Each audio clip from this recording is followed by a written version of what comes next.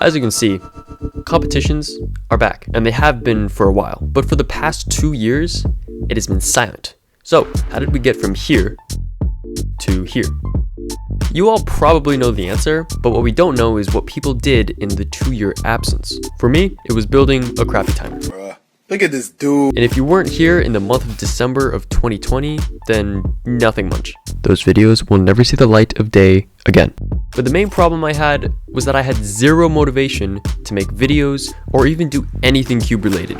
Content creators have been very open on their thoughts about the 2-year absence and are super excited to be back. But I want to know about everybody else, those who show up to the competitions hoping to improve their times and start their CUBING journey. So at my next competition, I took the liberty of doing exactly that, interviewing those who aren't able to voice their experience.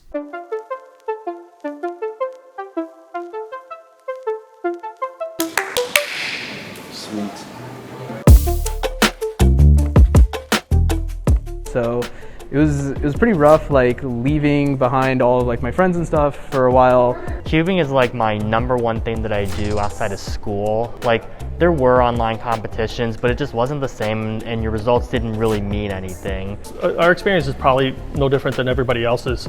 We were very incredibly cautious. The only thing that I think made it palatable was everybody was in the same boat. I was really kind of angry with how like politicians handled this whole thing. Especially the fact that they had to politicize the whole mask thing, which I just think was like the dumbest thing in the world.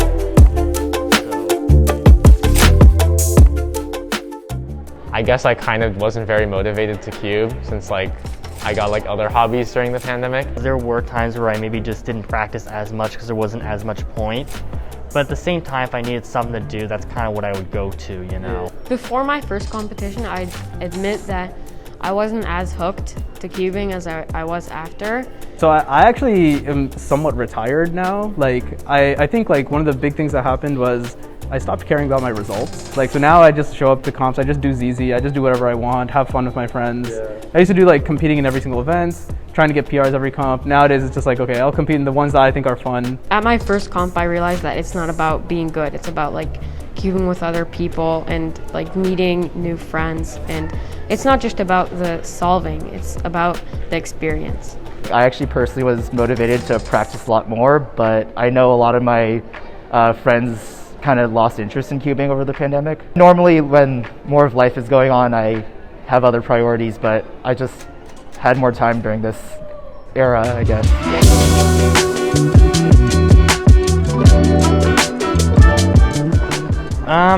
Well, it was definitely disappointing, but given how this virus was spreading at the very beginning, you know, it was understandable that it was probably the right thing to do. I mean, I feel like they were canceled. They were all canceled like pretty late. They were pretty optimistic on COVID, so it was kind of an inevitability for all of them to be canceled. Yeah, so what's interesting actually, the last competition that was held in the Bay Area before everything was shut down for COVID was actually at my house. Yeah, it was just like 12 people. They were all in my living room. I remember like we had like sanitation requirements and everything at the time, and everyone was just like, what is going on?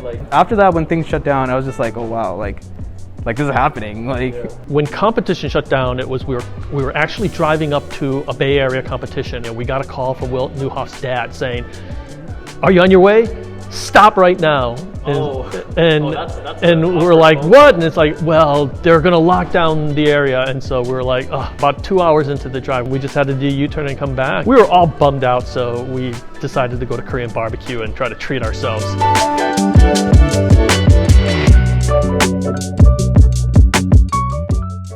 That's a really interesting question. Yeah, the feelings of the competition shifted a little bit. As a member of like the staff and stuff, every time I go to a competition, there's always people I know. So I feel like, yeah, it's really fun to just like hang around with your friends and stuff. I feel like they do have the same feel. I didn't go to one until like a few months ago.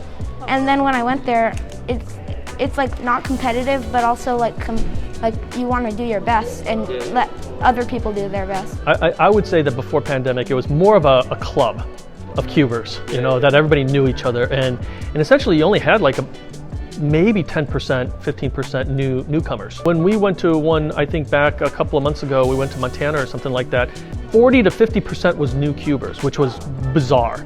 After the pandemic, I feel like we lost some cubers. But then, because of the pandemic, boy, did a lot of cubers get good.